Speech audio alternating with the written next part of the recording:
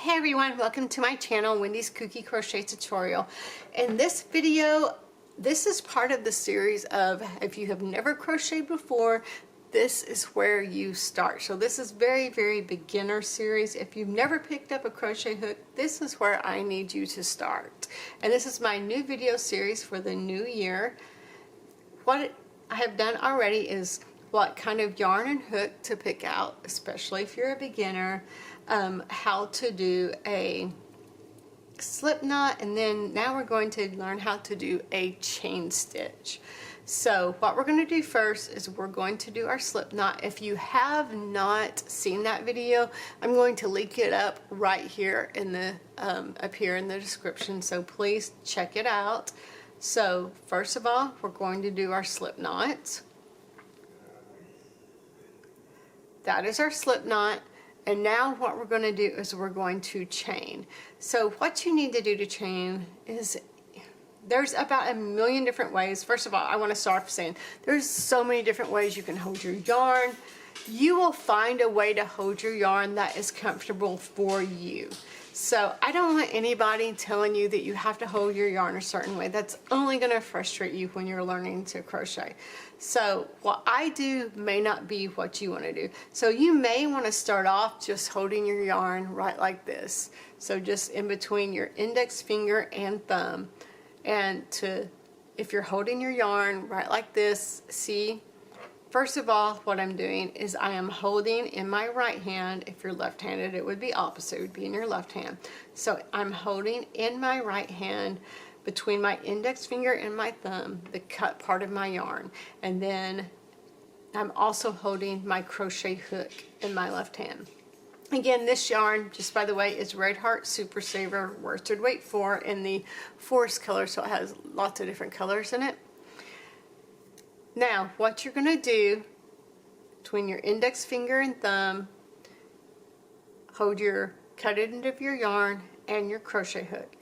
And then between your index finger and your thumb on your other hand, you're going to hold your end of your yarn that is attached to the yarn skein. And you're just going to loop over your hook. So you see how I've looped over my hook?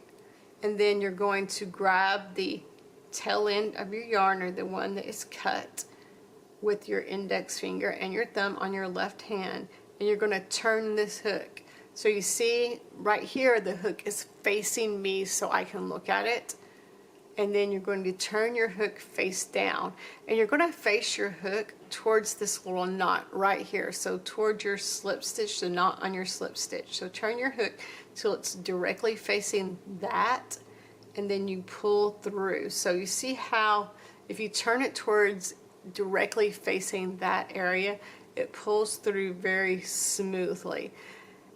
What I've seen a lot of times, people, what they do is they pull this really tight. So I have this very loose in my hand, and at first when you do this, you will probably really pull your yarn tight like this, and it's going to be tight around your hook, and you're going to loop over like we did, and you're going to pull it through, and you're going to have a lot of trouble pulling it through because you've got it so tight it almost won't move. So no, the first thing you're going to do is you're going to practice this. You're going to practice your tension. You're going to practice not holding it so tight that you have to have like a grip on it. That's one, that's how a lot of people have hand pain when they're crocheting. But two, it's also, it's not good for your project. It's not good for what you're working on, and it's not good for your tension. The way other people do it is some people loop it around their fingers like this. So you could loop it around your fingers like that. If you're not comfortable with that starting out though, that's understandable. Don't do it like that if you're not comfortable with it. So some people do it like that. That does help learn tension, I do believe. So again, you're just doing the same thing you did before. You're yarning over your hook. You're turning your hook till where it faces that knot, and then you're just pulling it through. So again, you're yarning over your hook, you're turning the hook where it faces the knot, and you're pulling it through. So you're just doing that over and over again. for your chain stitch. So right now, if you look at this, these right here are your chains. So this is 1 chain, 2 chains, 3 chains, 4 chains. So you have done 4 chains right now. And again, you can count them: 1, 2, 3, 4. Each one of those bumps is a chain. The loop that is on your hook is not counted as the chain. So if you wanted to do your tension like that, you can completely do that. That's one other way that people do it. This is all really the same stitch in the same way. This is just a chain stitch. So I loop it around. I'm weird. I loop it around my pinky and then around my index finger a lot of times. So I do it like this. So I will, it's the same thing. Again, I do it kind of weird, not like other people do it, and that's okay. You will find your groove. You'll find what works for you. So again, you're starting off holding with your index finger and your thumb on your right hand, your yarn end, and then you're looping over, and then you're going to switch that hand where you're holding it, and see how I have my index finger, it's kind of extended. That helps me keep my tension. It helps me keep it tight, but not so tight that I will have problems working through these loops. And then I've got the hook turned towards me, and then I turn it down towards my slip knot and I pull it through. And then this is just how you do a chain stitch. So if you have, let's say, a pattern or something that says start off by chaining 10. So you're going to do this 10 times. So that's 1, 2, 3, 4, 5, 6, 7, 8, 9, and 10. And that is how you do a chain stitch. And then I can pull my hook out and I can count. So I have my slip knot right here. Then I have 1, let's see if I can pull it up here so you can actually see it. So I have 1, 2, 3, 4, 5, 6, 7, 8, 9, and then this last one right here is 10. And then you have the loop that goes onto your hook, which is not counted as a chain stitch. And that is it, guys. I hope you enjoyed learning how to do this. Please practice this. Practice it over and over and over again until you get sick of making chain stitches.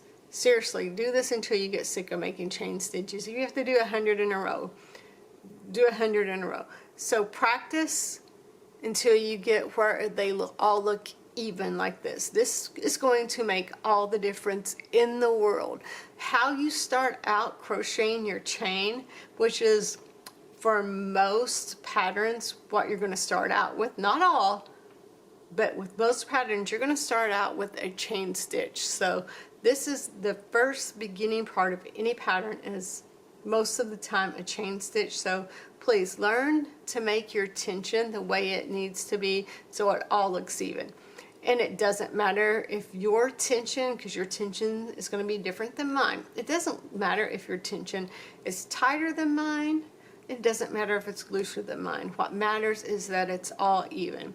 So real quick, let me show you an example of how it would not be even. So let's say that I decide that I'm going to just really do some real little tension like this. So I'm doing it like that, and then I'm like, oh yeah, I can loosen up. So I can do tension like this. And then like, oh yeah, I'm not even holding my yarn now, so let's just do a big loop here. And then you decide, oh, I figured out how to do it now. So then you do just a normal tension. So you see how these loops are very tight here, and then they're super loose here, and then they're kind of in the medium here. That means when you work down your chain, which is what you're going to be asked to do, it's not going to be even going down your chain, so it's gonna look funky. It's not gonna be even. So the first thing you need to do with any crocheting is learn how to have even tension throughout your project. This will make your life a million times easier. So if you have to do this 100 times to take it out, make a chain, take it out, make a chain, I mean, honestly, it can be just hours of practice doing this right here till you made it think, oh, I'm never going to be able to do any kind of project. That's not true. Just make your chains, make them as even tension as you can, or as even as you can make it, and you're going to be just fine. So just practice, practice, practice, guys, and you can do this. I have faith in you. I know you can do this, guys.